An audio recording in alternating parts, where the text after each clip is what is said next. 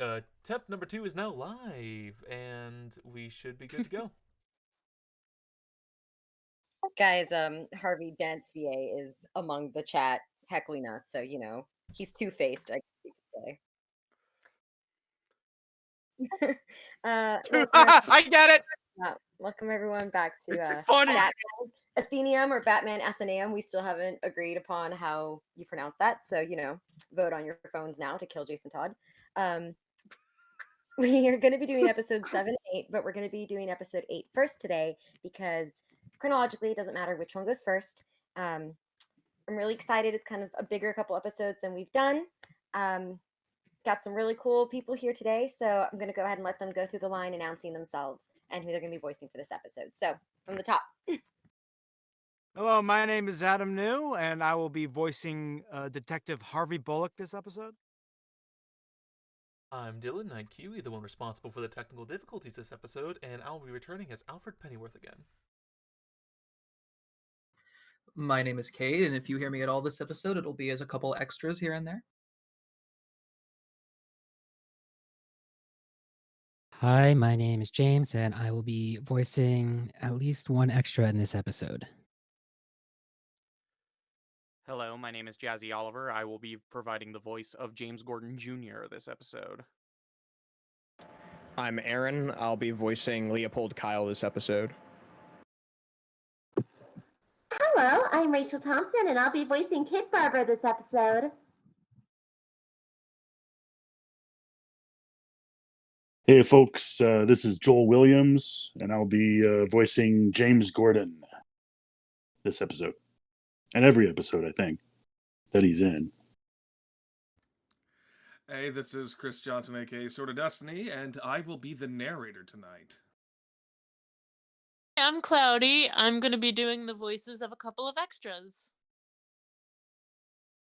My name's John Archer. I'll be voicing David Kane and Deathstroke because I specialize in being horrible older white men.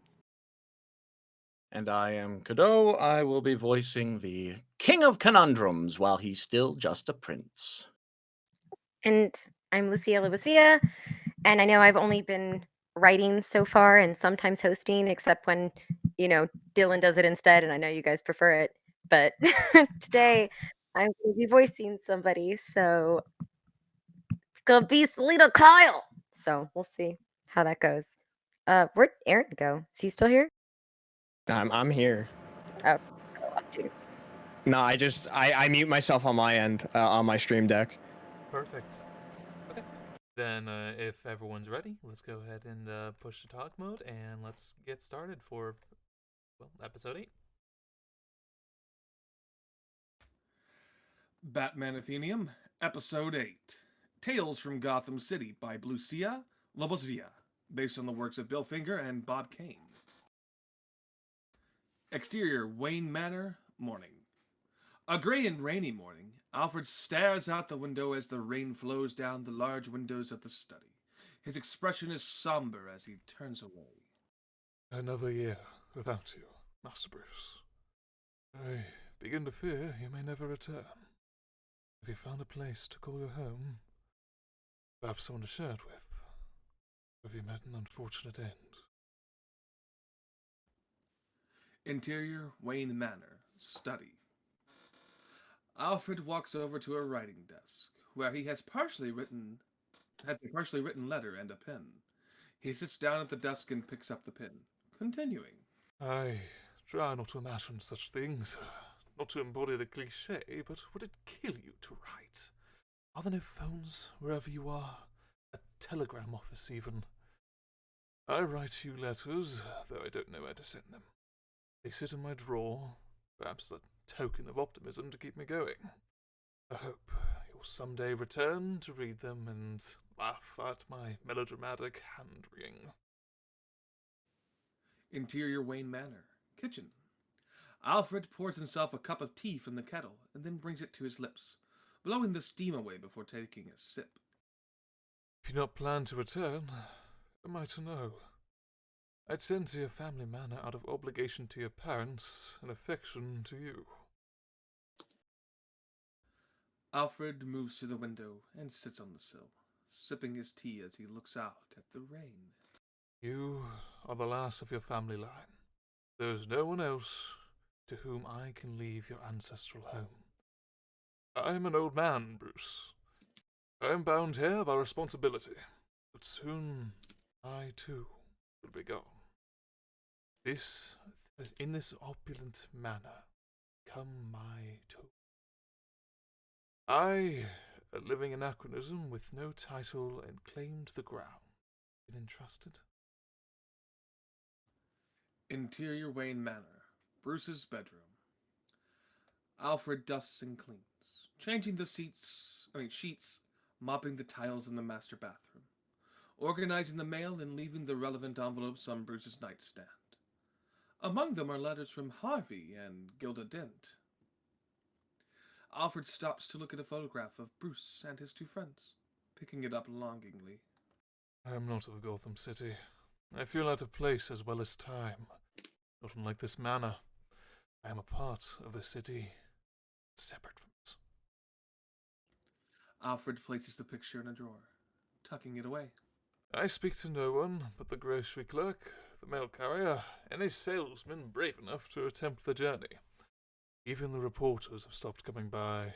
The mystery of your disappearance fading from the realm of hot celebrity gossip to the cold depths of bygone urban lore.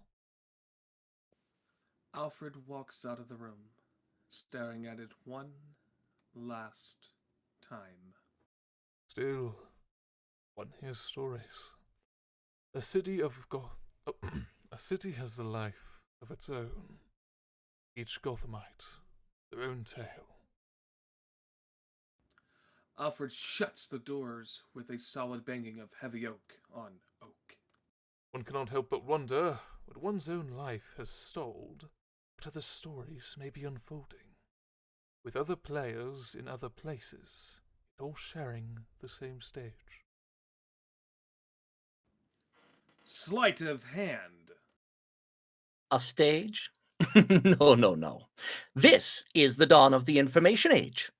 That's the trouble with this generation. The world isn't a play. It's a shell game. Cul-de-sac. Year 2000. A peaceful neighborhood, perfectly manicured lawns, sprinklers running, and homeowners getting in their cars and leaving. The morning commute. Around this time every day is when the high-value targets make their way to their 9-to-5s. All of them at the same time. All of them shopping at the same new online storefront and receiving daytime deliveries from the same private carrier. A delivery truck drives down the street. A young man, dressed in a brown delivery uniform, exits the truck, packages in hand, and drops them off at a porch. He then goes back into the truck and repeats the process at the next stop. Not a bad way to make some spending cash, as long as you don't mind working 12-hour shifts of hard labor just to make less than the people you're delivering to. Doesn't seem like a very smart system when you think about it, does it? The young man makes it to a particularly nice house on the street and drops off a package. He then looks around and begins picking the lock. He's wearing gloves, as if he planned this. Why, I'd say they're practically asking for someone to expose the glaring flaw in their logic by taking advantage of it. The door unlocks and opens. The young man looks up, and we see it is a 14-year-old Edward Nashton. Fringe benefit of learning all my regulars' schedules. Edward slips inside. Should have given me dental instead. Interior, nicest house on the block. Entrance. Edward walks inside, adjusting his glasses, amused by how big the place is. You know, that makes sense. I was wondering where they had room to put all the junk they order online. Edward goes about looking around for any valuables. The secret is to show some restraint. You can't just pick up every valuable-looking bauble and knick-knack in sight. They'll know they've been robbed immediately. Interior, nicest house on the block. Living room. The key is to find the high-ticket items they're unlikely to notice for at least a few days, therefore giving them an unclear timetable for when the crime occurred. Edward walks by a gigantic plasma TV. He walks back, staring at it. Swanky. No, no.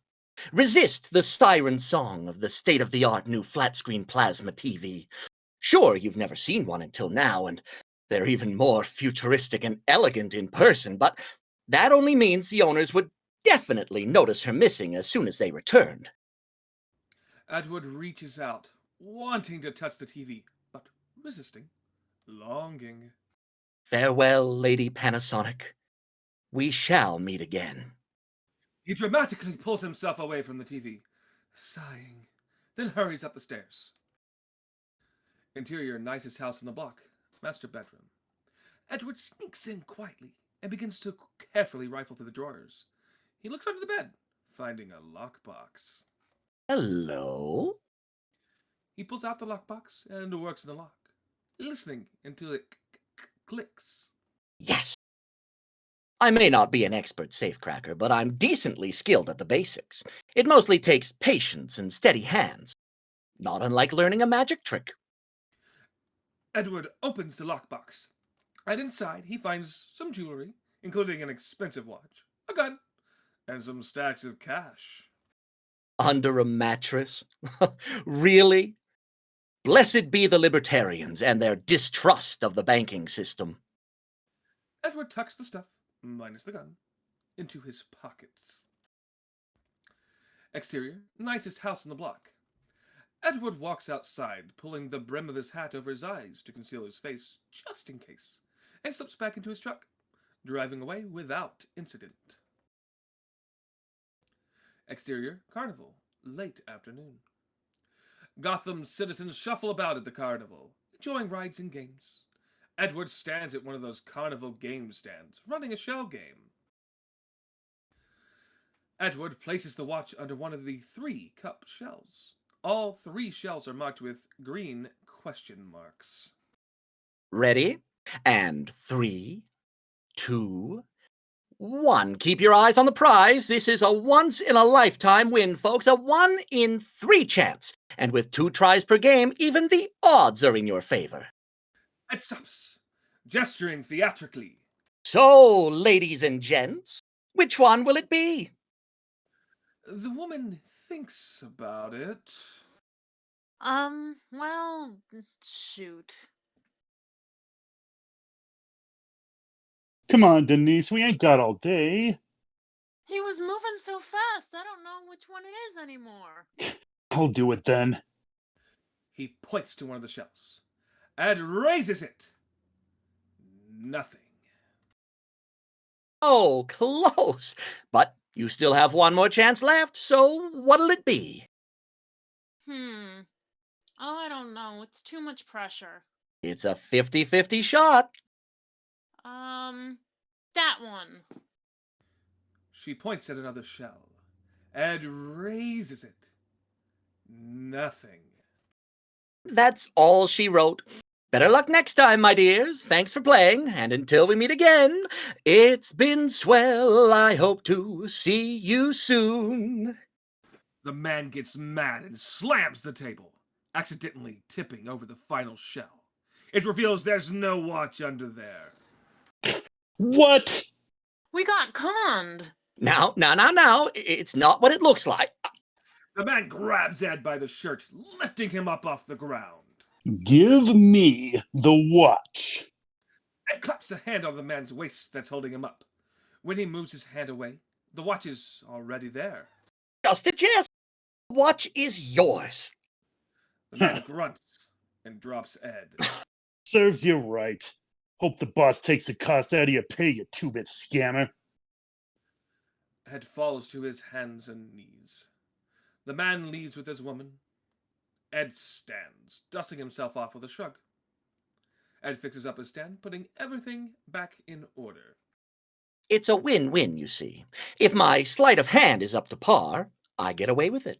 If it's not, well, the police will find the stolen goods on some other unfortunate soul. In the meantime, it's practice, and I continue to improve. Exterior, cul-de-sac, the next morning. Ed once again drives down the cul-de-sac, delivering packages.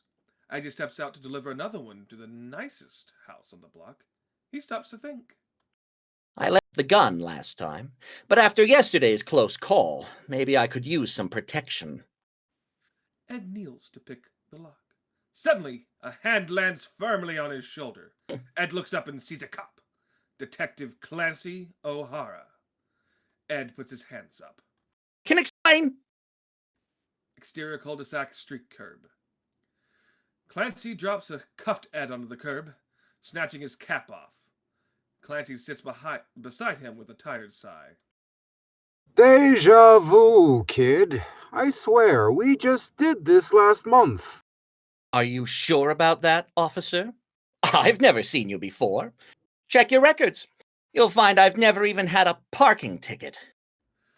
Clancy pulls out a cigarette, muttering about Ed's disrespect. I know I won't find you there. I checked right after you went missing. Nothing. Funny thing is, I never trust those damn computers. So I always keep a copy of the written reports on my desk until I know for sure the whole thing's gone through.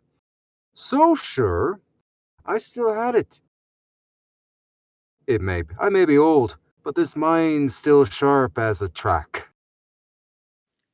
Clancy taps the side of his temple, then pats himself looking for his lighter. Where did I put that damn thing? Clancy finds it in his front pocket and pulls it out, grunting in satisfaction. Ed's face grows hot and red with embarrassment.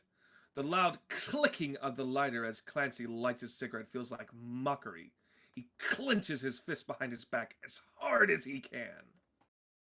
Stop!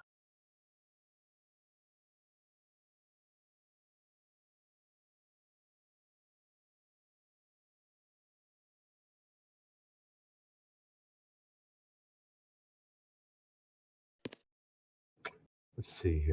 Something up with my mic? Are you back? Hi. Wow. Did I drop out? Yeah, it suddenly went silent for me. Yeah, it went silent for me too. Yeah, I think we all just had like the same difficulty at the same time. Okay. Possibly. Yeah. What's the last Sorry, one? folks. We had a technical I think that was snafu. a Discord hiccup. Yeah, Kato, you still here? Just started again with That's Not Fair? Yeah, let's start with that. Yes. Also, your mic sounds kind of muffled. Is it? Carl. Yeah, it definitely does sound kind of Usually muffly. it's so clear audio. I don't know what. I'm Hang on, let me do Also, something. thank you for last minute covering for Clancy. I didn't even realize this would be like a single day. Yeah, a Thank lot you. of names to keep track of. Please enjoy a word from our sponsors, which we have none of. Yeah, really quick, while we're waiting, funny little. No sponsor yet. Oh, okay. How was that? Still sounds muffled. Muffled? Is it the Muffled. right mic? Interface? Yeah. Muffled. Do you have your interface set as a thing or like an built-in mic? Because it's kind of It's an interface.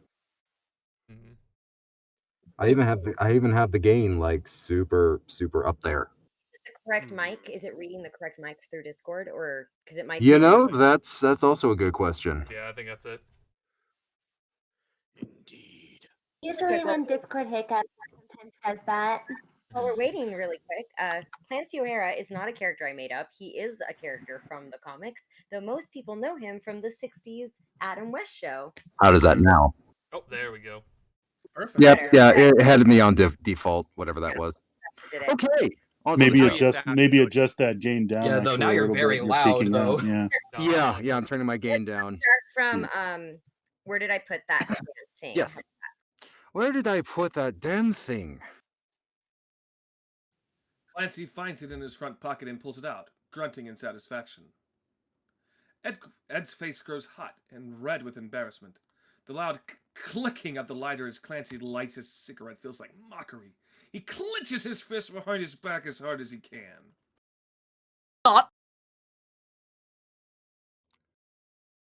I think it is delayed a little bit, so it didn't quite pick up the whole line. Yeah. It's clipped a bit. I think his mic has been like it's almost like it's like got some kind of sound gate. It's like it cuts out here and there. Like on mine? Yeah, I cut out in the middle of the line, which I was so Same line. Yeah. no! Yeah. So we only heard no, And that's it. Okay. It's cursed. The line is It's a cursed. cursed line. All right, I'll bring it back a little bit. All right, one sec. That's not fair. There we go. Ed jumps to his feet. You cheated. Ed swings his leg to kick Clancy in the gut. Infuriatingly calm, Clancy catches the scrawny teen's leg and pushes it up, continuing along its momentum, sending Ed off balance. Ed falls backwards onto the asphalt. Ed whimpers in pain, rolling onto his side, tearing up. Relax, kid. Jesus. Clancy grabs Ed by the back of the collar and helps him back into a seating position on the curb. You didn't break something or nothing, did you? Ed sniffles and shakes his head, cursing under his breath. Hey, how old are you anyway? Where's your pup? Ed bites his lip and looks away, refusing to answer, even as he's trying to fight off sobs. All right. Different question. You hungry? You're too skinny. I half thought you was a girl the first time I laid eyes on you. Let's get you something to eat. Interior, the Greasy Spoon Diner. Ed and Clancy sit at a booth. Ed looks disgusted. He keeps imagining a shell game between them, with Clancy shuffling the cups. Human interactions are not unlike a shell game. It's all sleight of hand. The question is, what is he trying to manipulate me into choosing? Self-incrimination? Mere humiliation? The Greasy Spoon Diner? Looks more like a dive to me. Perhaps it was once a diner, decades ago, but now it's just one giant health code violation waiting to happen.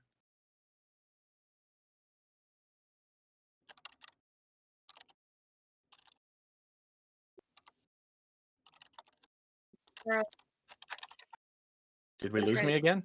No, that was me. I think I have a different script. It should be lighten up. Page 11. Yeah. Page 11? Yeah, I'm looking at it. Lighten up. There it is. Damn it. Lighten up. This place is the best burgers you ever had.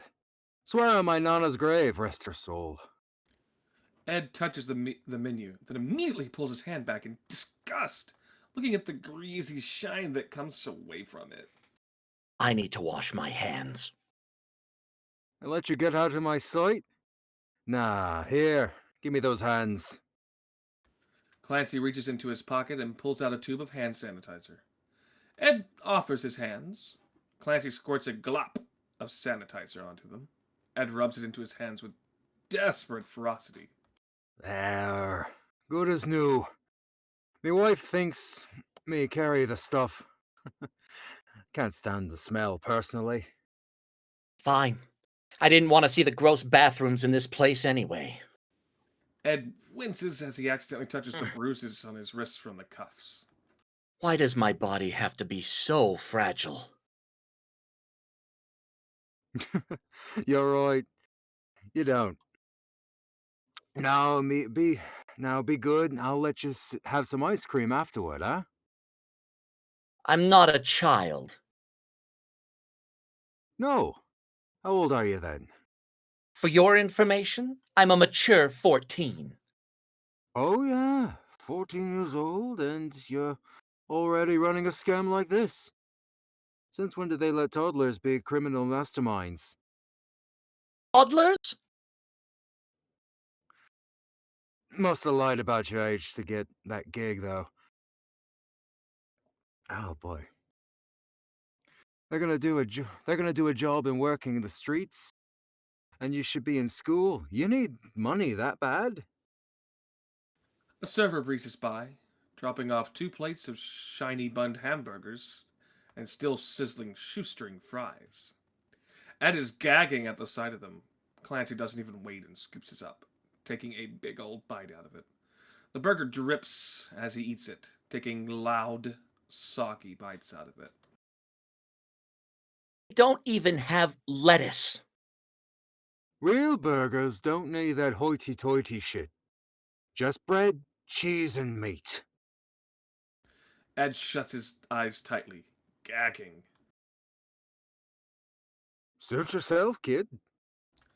Ed keeps his eyes on the table, trying to ignore the sounds of loud, sloppy mastication. Ed's stomach growls. He puts a hand over it in dismay. It was a bad day to have not eaten breakfast.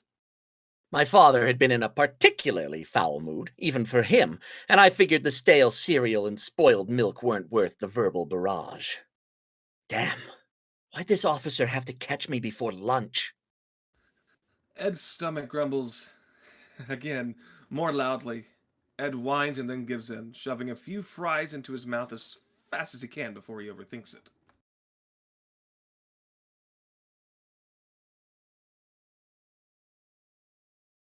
Yeah, I've got to have a different script. It's more narrating, actually. No, that was me. Clancy sips at his diet soda, kindly pretending not to notice. Ah. So, mature 14-year-old, where's your parents? Ed picks up his burger in defeat and swallows a mouthful. Damn. It really is the best I've ever had. Better eat quickly before I can think about where it's been.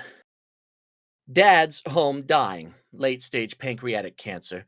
He can't work, and he won't care if you call him up about me. He'll probably thank you for taking me off his hands.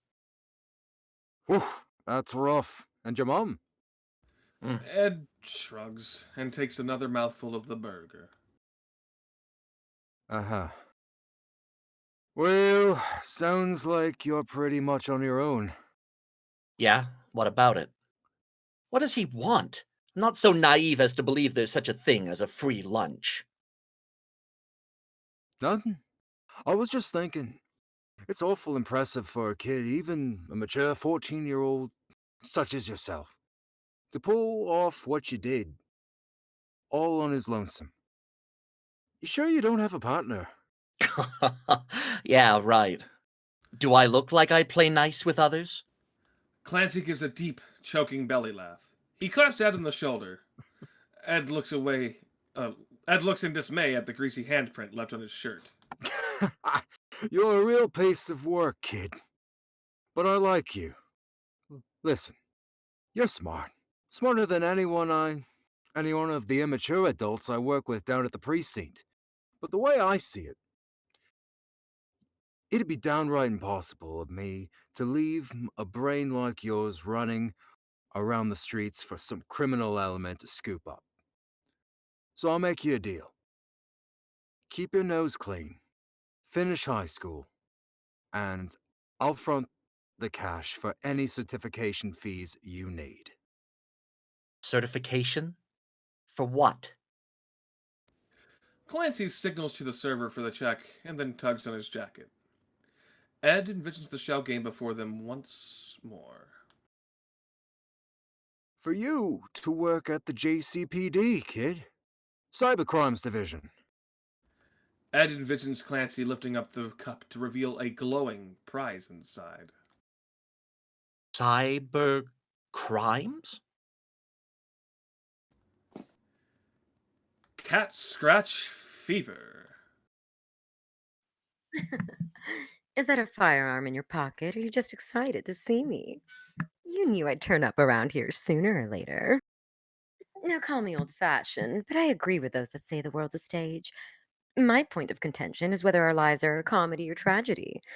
They aren't opposites, you see. Tragedy is merely the highest form of comedy. Exterior. High-rise luxury apartments. Year 1999. A suspended scaffold rises up to the penthouse suite. The two window washers go about their work. The taller one lifts the helmet off the shorter one. The shorter one looks up at him, bright eyes sparkling, as she shrugs off her worker's jumpsuit, revealing a black cat suit underneath. No Catwoman gear yet. Meow. This girl thinks you really know how to whisk your feet. Are you gonna say that every time we do this? Only when I'm really feline it. God, you're lucky you're pretty. Is that why you keep me around, Leo? My looks? Focus, lovebirds. The mark will be back at any moment. Look alive. Sorry, I'm late to work. Selina bends over, sensually, using the sharpened end to one of their fake squeegees to cut a hole in the window. She then uses a suction cup to keep the hole from falling and gently sets it inside, which forces her to bend over further. Ojo blushes. Well, I won't say your looks don't play a part.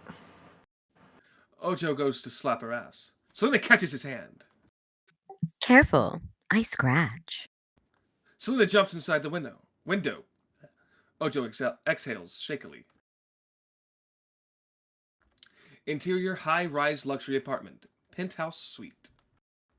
Selina lands on all fours, nearly silently. She smirks and stands, stretching out.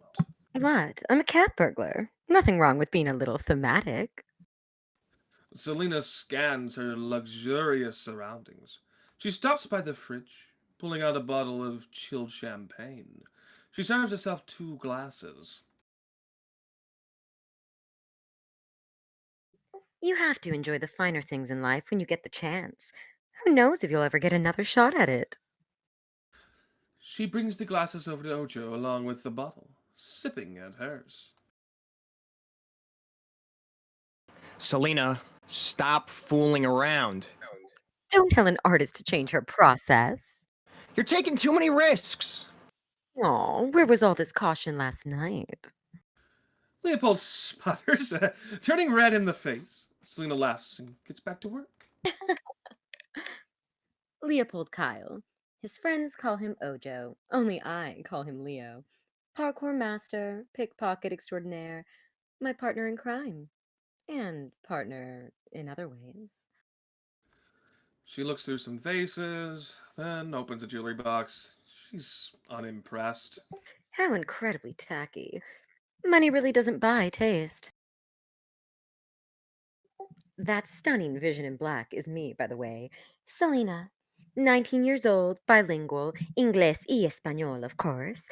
I love fine dining and long walks on a private beach. As long as you're buying. Selina shuts the jewelry box and keeps looking. She spots a painting on the wall. Don't tell me. No, it's too cliche. She pushes the painting aside and finds a safe. Silver St. Cloud, eat your heart out. This twist is as overdone as your acting. Selina puts the painting down and starts fidgeting with the safe. Yes, I know. You're wondering why I'm not pressing my ear to the safe or using a stethoscope. Listening only helps for poorly insulated models. More secure safes protect against those clicking sounds you hear. But they can't protect against an expert safe cracker's touch. I can feel the slightest imperceptible changes in resistance. With enough focus and dexterity, I know exactly when I've hit her sweet spot. The safe clicks and opens. Selina makes a delighted sound. Gentlemen, are you taking notes? She pulls out the gems, stuffing them in her black duffel bag, then hurries out to the window again.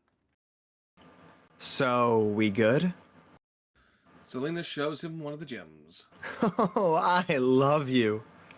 He grabs her by the waist and helps her back onto the suspended scaffold. Exterior, high-rise luxury apartments.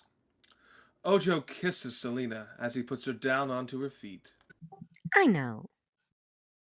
Did she get the gems? I'm looking right at them. They're beautiful. Ojo is looking in her eyes. Selina blushes. All right, good work. Now let's bring those babies home. The front door of the penthouse apartment begins to unlock. Ojo and Selina look at each other in a panic. Time to make our getaway. That's all you, Leo. Ojo lowers them, but his trembling hands make his grip slip, and they rapidly descend. Selina grabs onto him, covering her mouth to muffle a scream as Ojo manages to grab the rope and get a hold of the situation. The two of them pant. Oh, God. What happened? Is everything okay? Yeah, on our way back. Going dark. Ojo switches off his comms and sighs, nearly collapsing. You okay, Selina? You know me. I always land on my feet. Exterior, Gotham City streets. Ojo lowers them to the street. He hops out and helps Selina down, taking her by the waist as she's holding the champagne and glasses. She takes a casual drink as he brings her to the sidewalk. That was a close call, wasn't it? Don't tell me. Your entire life flashed before your eyes, and you've decided you need to make a change and live with no regrets. Or some nonsense like that. She realizes he's no longer walking with her. Selina stops and turns around. Ojo is down on one knee. You're kidding me. Took the words right out of my mouth, Catgirl. No time like the present. So what do you say? You and me? Selina runs over and jumps into his arms as Ojo stands in time to kiss her. Real romantic, isn't it? A regular dream come true. But if you're expecting a happily ever after, well, let's just say there's a reason I hate cliches. Interior, Thieves' Hideout. Year 2000. Selina comes in silently, holding a stack of past-due bills, wearing large sunglasses and frowning. Yang, sitting at the computer terminal, sits up suddenly. Selina, you're back early? Yang, I got a call from some creditors and found I didn't have any money in the bank to pay them with. I need a word with Fearless Leader. Wait. Ojo isn't home. He's out. She opens the bedroom door. No, you said you paid the bills 2 weeks ago. She sees Leo on the bed, covered in $1 bills, while two scantily clad younger girls giggle and throw money at each other. Music blaring. Black lights bathing the room in strange colors. Come on, little Catgirls. Let me see your runway walks. Selina flips the light switches on the wall, turning off the black light and turning on the regular lights. Not to be too on the nose, but it's called a catwalk. The girls scream and cover themselves up. Leo sits up, scrambling to his feet. Catgirl! Ladies, here is the one and only original. Ojo tries to put an arm around Selina. She bats him off. I didn't realize I was the original. I thought I was the only. Selina, don't be like that. We're just having a good time. Nothing happened. Your excuses. All I hear is squealing. What? You're a pig, Leopold Kyle. Selina storms off. Ojo chases after her. Exterior, Thieves' Hideout. Selina hurries out, wiping tears from her eyes, trying to stem the tide. Ojo catches up to her. Selina, please, I was just interviewing new girls for the crew. Oh, were you? Really? Is lingerie the new company uniform? Because I didn't get the memo. Don't be a brat. You're forgetting who took you in when you were just a scraggly-looking stray. I'm the stray? Everything in that room you have thanks to me. I'm the best thief in the entire crew, by far. I trained you. I surpassed you within 2 months of meeting you. 3 months. Oh, for the love. At least 3 months. Selina yanks off her wedding ring and throws it at him. Ojo bends down to pick it up, rubbing his forehead where it hit. Selina storms off. Selina, come on! You don't really want to leave? We're a family. Save it for your little kittens, Leo. I was just upset and wanted a little female attention. Is that so wrong? I'm only a man. Selina stops and turns back to him. So this is my fault? Ojo slinks over, head down, making sad puppy eyes and playing the victim.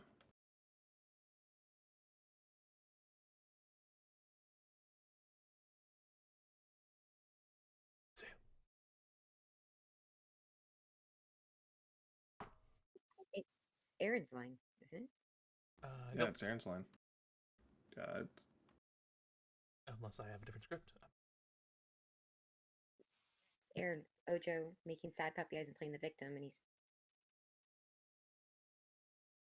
Oh, wait. No, I didn't realize I was muted. I did the whole line muted. Okay. That's my bad. was Can you about just to- read the narration again? Ojo slinks over, head down, making sad puppy eyes and playing the victim. Catgirl. Selina. I've been asking you for a year to start using the name Kyle. Consistently. You keep putting it off and waffling on me. It hurts my feelings. Makes me feel like you don't take me seriously. Marriage is a partnership. We both have to give in to this. Selina scoffs and looks away, so upset. So hey, let me do this. I'll give, right now. Ojo takes her hand. Let me take you out. My treat. My money, not yours. A real nice place. Live the high life for one night, like you deserve. Like I always promised you. Selina looks back at him, eyes softening. Interior, fine dining restaurant. Night. Selina and Ojo sit at a table, dressed up nice, sharing a lovely dinner. Selina's actually managing to smile. Ah, she smiles! More for the striped sea bass with mango chutney than for the oh-so-pleasant company. Ojo signals a server. The server comes up and tops off Selina's glass. She takes a sip of her drink. The champagne, on the other hand, I get used to Don Perry. So, admit it. Better than you always dreamed? I don't know. I have a pretty good imagination. Hold on, I haven't even shown you the best part yet. Exterior, fine dining restaurant, rooftop. Ojo opens the double doors leading out to a splendid rooftop overlooking the city. He holds the door open for Selina as she walks out. She steps over to the ledge, looking over the railing at the lights below. Oh, Leo. She's something to behold, isn't she? From up here, you can see everything Gotham City is supposed to be. Everything she could be, if it weren't for the lowlives. You know, our people. Selina playfully elbows him. He grins. I'm sorry, Catgirl. I really am. You know you're the only one for me. Have been since the day I met you. You're not just saying that because I'm your best thief. Oh no, that's definitely why I'm saying it. After all, you stole my heart. Selina groans. That was terrible. Right, your thing is the ever-sophisticated cat pun. Let's just pause for a moment. They both stop, then laugh. Does it really bother you that much I don't always use your last name? I officially changed it. Isn't that enough? Leo takes her hands in his, holding them. You're supposed to be my wife. Doesn't make me feel like you're serious about us if you keep giving out your maiden name whenever you feel like it. You don't understand. It's all I have left of the person I used to be. Of my old life, of my family. The family you ran away from? Complicated. Is it? I'm your family. Me, Yang, the crew. Leo, it's about holding on to who I am. Besides just a thief, I can't let this job be my entire identity. She pulls her hands out of his grasp. Ojo grabs Selina by the arms tightly, shaking her slightly. You don't get it. Your old name's got too much heat attached to it, okay? That's the truth of the matter. You're reckless and you're putting all of us at risk. So drop it already. What's gotten into you? Too much heat attached? What are you talking about? Selina, do you have any idea the position that you've forced me into? Selina wrenches herself out of his grasp, narrowing her eyes and taking a few steps back. Have you been using my name for something? That's not important right now. The point is, you've got to forget it. I'll never forget it. I can't forget it. Ojo frowns at her. He turns away, then sighs, calming. Selina shivers a bit, holding her arms in the cold. Ojo takes off his coat, offering it to her in apology. Selina steps closer, putting on his coat. Ojo hugs her, whispering into her ear tenderly. How many years have we known each other? 4, 5? Please. Not just for me, but for the entire crew. You've got to cut that name out of your mind. No. If it's that important to you, Leo, then you can cut me out of your mind. Ojo's fists clench. He suddenly grabs her and bends her over the balcony. As you wish. He shoves her off. Selina falls several stories down, the large coat billowing behind her, catching some air as if trying to break her fall. Somewhere, a gull screeches. Someone kickstarts a motorcycle and it roars to life. A siren wails. But I don't scream. Being shoved off a rooftop to plunge to my death. Surprising, but not unexpected.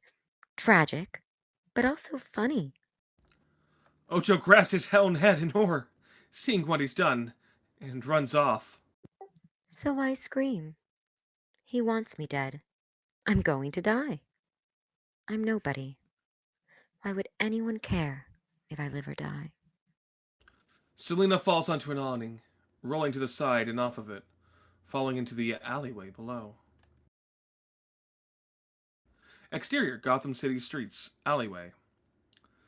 Selina lies unmoving on the ground. No. No, this means I'm somebody. Somebody important enough to want dead. Several feral alley cats see Selina and gather curiously, looking at her hands, her arms, pawing at her bare foot where a heel slipped off. They tug at her hair and lick at her ear, rubbing against her back, purring. I always did have a way with cats. Selina opens her eyes, gasping for breath suddenly. Coughs, groaning in pain, holding her ribs and rolling onto her side. That was how I lost the first of my 9 lives. Metaphorically speaking, of course. Bruised and battered, Selina shakily gets up on her hands and feet in terrible pain. Selina crawls to the wall and uses it to help herself get to her feet. She hobbles out of the hot alleyway, only to find the police there. The restaurant server points at Selina. Ready for the punchline? Interior police squad car. Selina gets placed into the back of the squad car, cuffed. Apparently, Leo skipped out on the bill. Selina starts laughing. Softly at first, then out loud.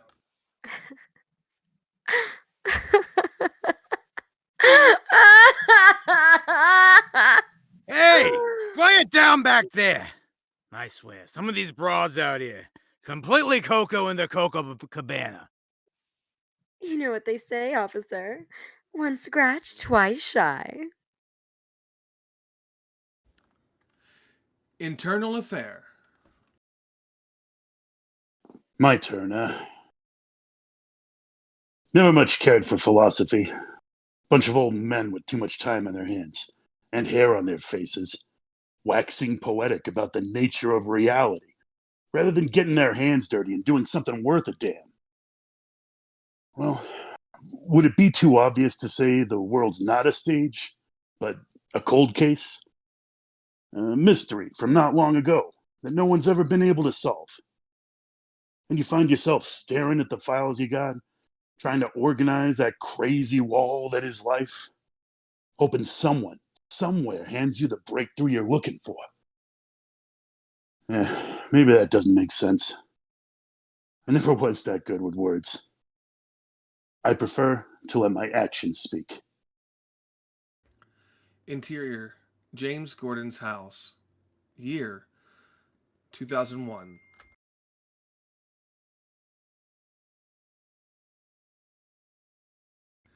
Grace Gordon's body is lying on the living room floor, partially obscured by the couch. We stay down at this angle, unmoving. The back door opens. A 15-year-old James Jr., aka Jamie Gordon, walks in. I'm home. Jamie walks over to the kitchen, getting a string cheese stick out of the fridge to snack on, as well as a bottle of fruit-flavored drink. He peels the wrapper, tossing it, and pulls at the cheese, eating it. School was the worst. What's that smell? You cooking something you saw on TV again? Gotta stop doing that. Dad's heart can't take the cholesterol. Jamie walks back into the living room and sees his mother on the floor. He drops what he's holding. The sound cuts out, and all we hear is the sound of Jamie's breathing and an increasing ringing. Jamie drops to his knees, shaking his mom as we pan up to a bird's eye view. The drink mingles with the blood pooling around Grace's body. Exterior, James Gordon's house. Jamie runs outside, covered in his mom's blood, panicking. Voice still muffled by ringing. Help! Somebody help me! My mom, she's dying! Call an ambulance! Call the police! Help! Jamie sees a cop car parked just down the street. He waves at them desperately, running towards them. Hey! The cop car suddenly turns on and peels out, zooming away. Jamie stops, putting his hands down, in shock and confusion. So, let me get this straight. Interior, GCPD, Gordon's office. Jamie sits in front of Gordon's desk, changed into clean clothes, wearing a blanket. Gordon is sitting with him, hand on his shoulder, talking to him. Why exactly do you think the police did it? They saw me. Covered in her blood. Screaming for help. And they drove away? Maybe they didn't see you. I was covered in her blood! Jamie!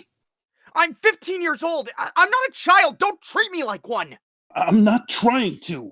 You always say to trust your gut, that your intuition is worth its weight in testimony. Yes, but that doesn't mean I ignore the evidence, or jump to unsupported conclusions. Ah, shit. They shot Mom in the face! Is that enough evidence for you? Jamie, I got you. It's okay. You're safe. You're safe with me. Jamie pulls back suddenly. Where's Barbara? She's staying with a friend from school. She's staying the night. Dad, she's not safe there. The cops will find her. There's no reason to suspect. I saw them! They were right outside the house! James Gordon Jr., lower your voice. Jamie slumps in his chair, going silent. Gordon sighs, running a hand over his face. I got preliminary lab results. The ballistic markings don't match any guns issued to the GCPD. Yeah. I'd imagine if a cop wants to commit a premeditated murder, they probably don't use a registered gun. Christ, Jamie. Yeah, good thing cops never have access to other guns, especially not illegal, non-registered guns. Not like they have evidence rooms full of them, Dad. Okay, enough. Is this helping? Do you feel better? I'd feel better if you'd listen to me! I'm trying to. You're the one not listening to me. What possible reason could our police force have to kill your mother? Huh? Cops don't kill their own. I don't know. To get to you? I'm not stupid, Dad. I know there's a bunch of crooked cops that didn't like you getting promoted to captain. It's bad news for them. Maybe they wanted to send a message. You've been watching too many crime dramas. God damn it! Can you take me seriously for 1 second? You think I'm not taking this seriously? She may have been your mother, but she was my wife. I loved her. Just as much, if not more than you. You could have fooled me! Gordon stands, walking away from Jamie and back to his seat behind his desk. Get out! Jamie stands and slams his hands on Gordon's desk. I know what I saw. The cop car fled the scene. They killed Mom, and all you're going to do about it is stand there and gaslight me about what I witnessed? You're a coward. That's all you are! Complicit!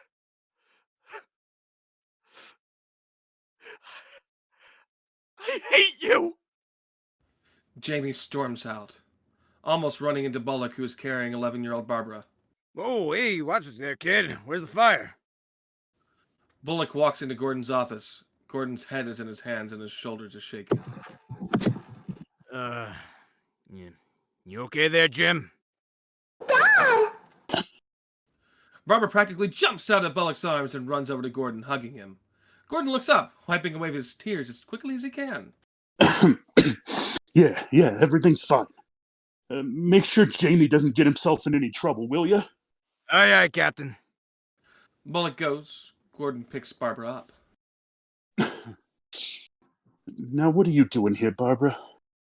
You're supposed to be at Kelly's house, aren't you? Mm-hmm. But I was worried about you. Why would you be worried about me, Princess? Because Jamie called Kelly's and sounded really weird. He was crying and confused. Kelly's mom wouldn't let me talk to him, but I could hear through the phone. So Kelly's mom dropped you off here? No, I took the bus. By yourself? I'm 11, Dad. I'm not a baby. Don't do that anymore. Why not? Barbara, there's something I have to tell you. And it really hurts. But I need you to understand that I love you. And I'm here for you. What's wrong? Bullock comes in suddenly. We lost him. Are you kidding me? Kid's fast! Well, go after him! Jim, he's a teenager. Maybe he just needs some space. Not when someone is targeting my family, he doesn't. Find All him! right. It'll be your badge! Sheesh. Bullock leaves, shutting the door behind him. Dad, who's targeting us? What's going on? Gordon looks at Barbara, at a loss for words. Interior GCPD, bullpen. Bullock hurries past, nearly running into Ed, who's carrying an unplugged fax machine. Hey, watch it! Sorry about that, actually. Cat's got me in a hurry. For the trillionth time, my name is Edward Nashton, not actually, whatever that means. Sure. What are you carrying around a printer for? Actually, it's a fax machine. That, he said the thing. He said actually. Told you. A bunch of cops laugh. A bunch of the cops laugh. Classic, actually. Ha ha ha. Fine. What a prick. Repair it yourselves, you overgrown chimpanzees. I have actual work to do. Building a cyber crimes division from scratch, since this entire department is perpetually trapped in the 70s. I mean, really, fax machines? Sure. Run along and play with your toys, kid. I loathe you. Edward storms off, furious. He heads over to a specific door and finds Barbara sitting in front of it, curled up in a ball. Hello, little girl. What is this, bring your daughter to work day? Out of the way. Barbara sniffles, looking up at him, crying. Ah, you're crying. I see. Can you go do that over there? I don't want you expectorating near my workstation. Edward takes out a handkerchief and tosses it at her. Barbara takes it and blows her nose. She then offers it back to him. No! God, no! I don't need it back. I don't want it back. Burn it if you have any decency at all. Barbara sniffles, whimpering. Can I see the server room? Don't be daft. The GCPD doesn't have a server room. We don't even have personalized computers for every member of staff. I thought you were that Wonder Boy Whiz kid they brought in to build one. Edward crosses his arms, too taken with the compliment to deny it. Far be it from me to lie to a child. All right, fine. Yes, I'm building a server room. And if you would be so kind to move out of the way, I could continue doing so. Can I see it? Absolutely not. No zygotes allowed in the server room. And that means you. Barbara stands, her tears building into sobs again, and she cries. Edward stiffens, panicking. Oh, come on. It's hardly worth crying over. You can't be that spoiled. Where are your parents? Barbara sniffles, trying to calm down. and points to Gordon's office.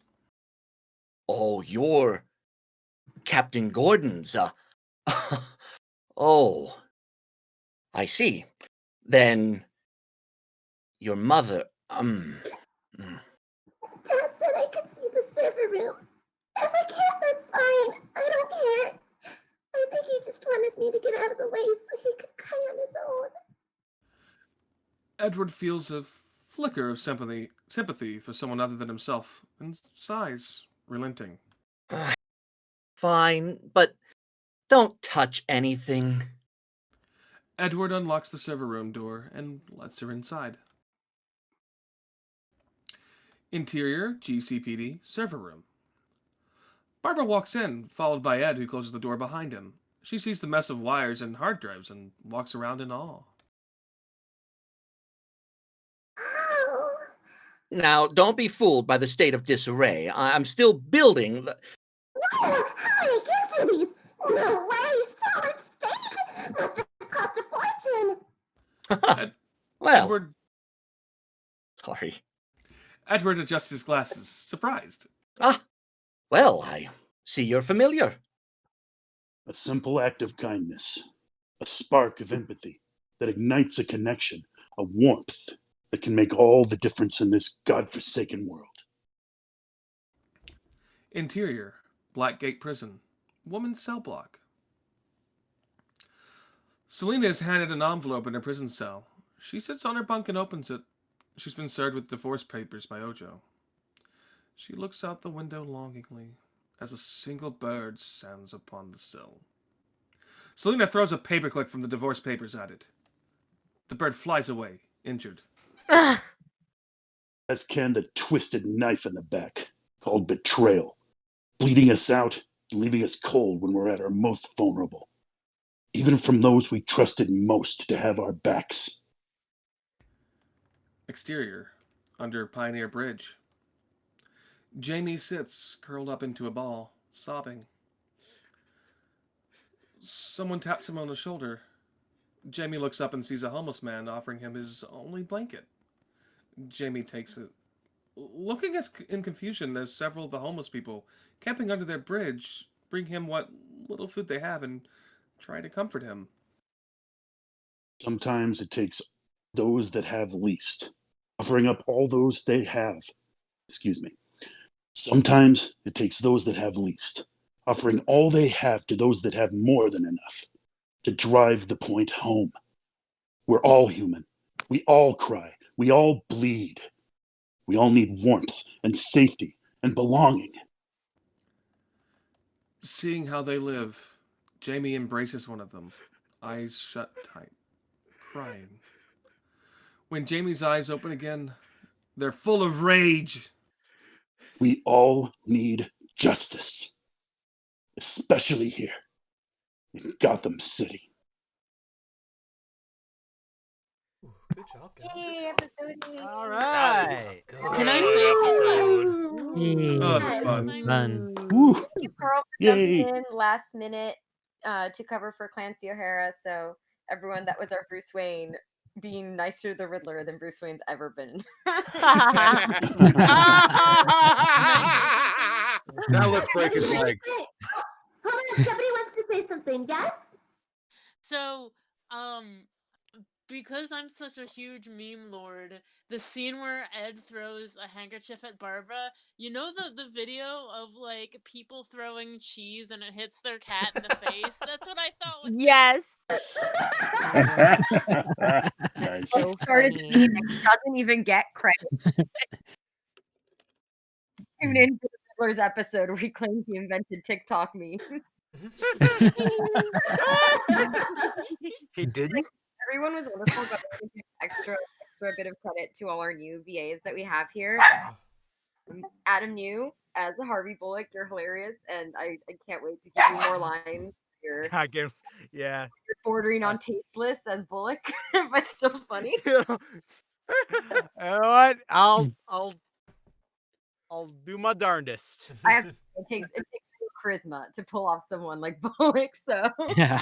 Aaron, thank you for last minute being Ojo. I think we had great chemistry when you betrayed me and shoved me off a roof. Like I just could. It's like our. Bravissimo. It's what I do. Oh, it was there.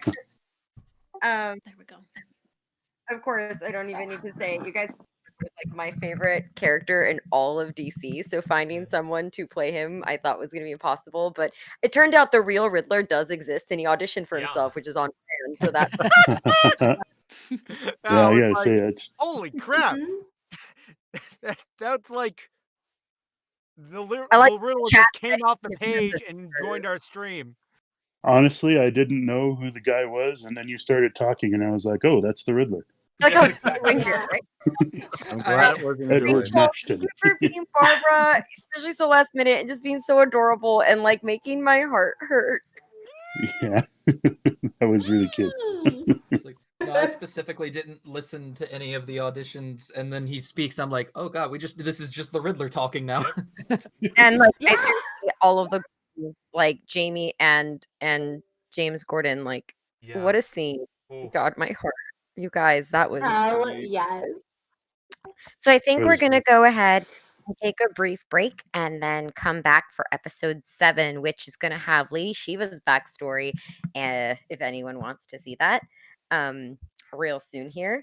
I know do, I but it's also late for me, so I'm probably gonna go to don't bed. even worry. If you gotta go, you gotta go. But Alright, let's I'll stick around. I'm just gonna move to the living room and not on the good mic, so because it's no worries. You're all good. So I I'll think definitely listen to it afterward because how about we come back at the 10-minute, so like it's 9:47 for me, so come back at like 9:50 or 8:50 or wherever it is where you guys are. What do you think? That works. Alright, Works for me. Take a minute. Oh yeah. have There fun. you All right, Good. 3-minute break begins Can't wait now. to Clock's hear ticking. Anybody who already voice acted and isn't in the next script is not required to stay, but you are welcome to stay, to chat, hang out, do extras, whatever you want to do. Just thank you everyone for coming and for making it amazing. I'll be back. Just gonna move the laptop.